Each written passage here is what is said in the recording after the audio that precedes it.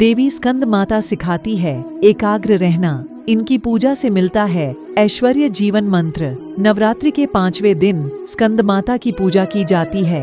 स्कंद का अर्थ भगवान कार्तिकेय और माता का अर्थ मान है, अतः इनके नाम का अर्थ ही स्कंद की माता है। देवासुर संग्राम के सेनापति भगवान स्कंद की माता होने के कारण मां दुर्गा के 5वें स्वरूप को स्कंद माता के नाम से जानते हैं।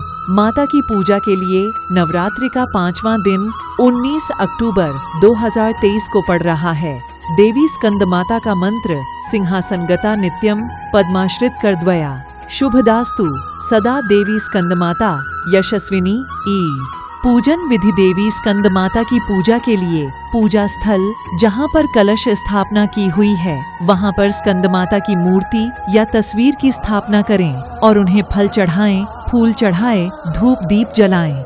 माना जाता है कि पंचोपचार विधि से देवी स्कंद माता की पूजा करना बहुत शुभ होता है। बाकी पूजा प्रक्रिया वैसी ही जैसी ब्रह्मचारिणी, चंद्रघंटा और बाकी देवियों की है। देवी स्कंद माता का स्वरूप स्कंद माता की 4 भुजाएं हैं। इनकी दाहिनी तरफ की ऊपर वाली भुजा में भगवान स्कंद गोद में हैं। इनके दाहिनी तरफ की नीचे वाली भुजा जो ऊपर की ओर उठी हुई है उसमें कमल पुष्प है।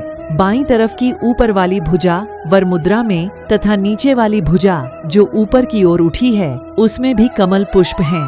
इनका वर्ण पूर्णतः शुभ्र है।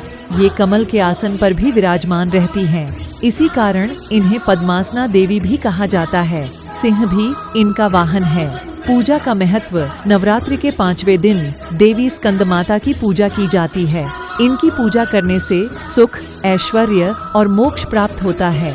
इसके अलावा हर तरह की इच्छाएं भी पूरी होती हैं। ऐसी मान्यता है कि देवी स्कंद माता को सफेद रंग बेहद ही पसंद है जो शांति और सुख का प्रतीक है।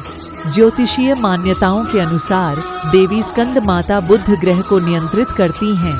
देवी की पूजा से बुध ग्रह के बुरे प्रभाव कम होते हैं। यह देवी अग्नि और ममता की प्रतीक मानी जाती हैं, इसलिए अपने भक्तों पर सदा प्रेम आशीर्वाद की कृपा करती रहती है। स्कंद माता सिखाती है एकाग्र रहना।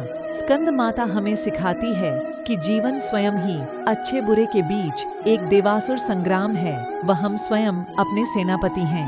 हमें सैन्य संचालन की शक्ति मिलती रहे, इसलिए माँ स्कंद माता की पूजा आराधना करनी चाहिए। इस दिन साधक का मन विशुद्ध चक्र में अवस्थित होना चाहिए, जिससे कि ध्यान, चित्त और वृत्ति एकाग्र हो सके। यह स्कंद माता सिखाती है एकाग्र रहना। स्कंद माता हमें सिखाती है कि जीवन स्वयं ही अच्छे बुरे के बीच एक देवासुर संग्राम है। वह हम स्वयं अपने सेनापति हैं। हमें सैन्य संचालन की शक्ति मिलती रहे, इसलिए माँ स्कंद माता की पूजा आराधना करनी चाहिए। इस दिन साधक का मन विशुद्ध चक्र में अवस्थित होना चाहिए, जिससे कि ध्यान, चित्त और वृत्ति एकाग्र हो सके। यह